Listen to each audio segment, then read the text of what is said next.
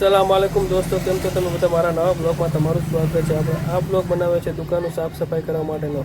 અમે અને અમારા દીકરા પુરાણુદ્દીન બંને જેના દુકાને સાફ કરવા માટે બધા થોડીક વાર તો વિચારમાં પડી ગયા કે ચાલુ ક્યાંથી કરું। પછી મારા દીકરા પુરાણુદ્દીને કીધું કે આપણે સામેનો ઘોડો છે ત્યાંથી ચાલુ કરી।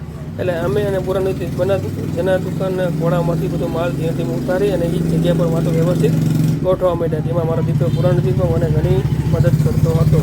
પણ પછી હવે મગજ થોડું પાછું ચક્ર જઈ રહ્યું, શું કરશે? તો પુરાણુદ્દીન કહે ભાઈ પહેલાં તમે એના બધું નીચેના ઘોડાનું બધું માલ ઉતારી લ્યો, ત્યાં આપણે બરાબર પાછો માલ ગોઠવશી।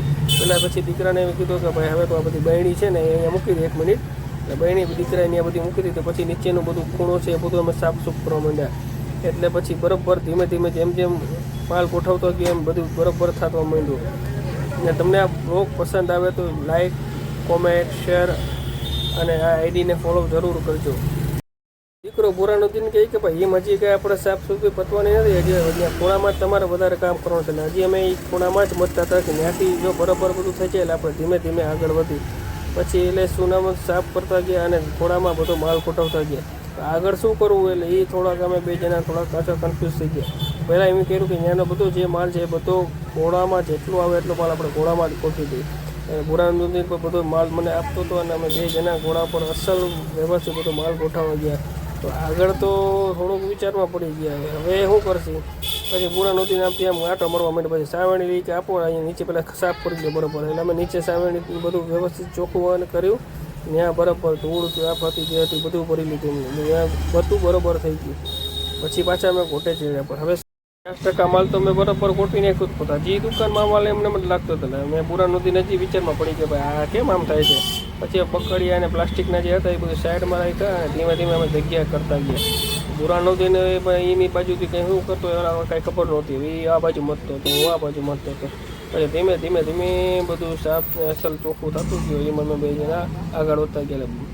દીકરો પુરાણુદ્દીન એકલો શું કરે એ મને ખબર નથી, આમ ત્યાં આટા મારતો હતો એ કે ભાઈ હવે બાપાને કંઈક પતાવે સારું છે। પછી એ પાછો લાગી ગયો ગામમાં। એ પછી ઠેલી લઈ અને નાનો નાનો કચરો છે બધું એમાં એકમાં ભેગું કરતો ગયો હું કે ભાઈ આપણો કંઈક કરો એટલે બાપુએ। પછી પાછો હવે એ કે ક્યાં આમ આવેલો ગયો અંદર, તો શું કરો એ ટેબલ ઉપર ચડી ગયો, ભાઈ લાવો હવે મને લાવો અહીંયા બધું, તમારે તો કાંઈ નહીં થાય અત્યારે, ક્યારના મતો જો હજી ઘેરું નથી ચાપ ઠાર ખાઈ ગયો મારા ઉપર। પછી તો હવે એવું થયું કે જે હાથમાં આવે એ બરાબર ખાનામાં મૂકતા ગયા। ભાઈ હવે અમે કેવું હાલશે, આ તો ભાઈ માલ એટલો બધો છે ને કે સૂજ જ નહોતી પડતી। વચમાં એક તો વાસણ ટ્રે પડી હતી એ વચમાં આવતી હતી, હવે એનું પહેલાં કંઈક જગ્યા કરવી હતી એટલે શું કરી કંઈ સૂજ પડતી જ નહોતી મને। પુરાણુદ્દીન ધીમે ધીમે બધું એની વસ્તુથી મેં કહું આ બાજુ મતતો ગયો ભાઈ ઘોડામાં પછી જાય હજી જગ્યા છે જવા દઉં બધું માલ। હવે અમે આ ખાટની વચ્ચે પડી એનું કંઈક કરવાનું હતું એટલે અમે ત્યાં સાઈડમાં બધી જગ્યા કરતા હતા। એટલે પુરાણુદ્દીન ટેબલ પહેલાં ઉપર જવા દઉં, ટેબલના જવા દઉં ઉપર ભાઈ વચમાં લડે છે।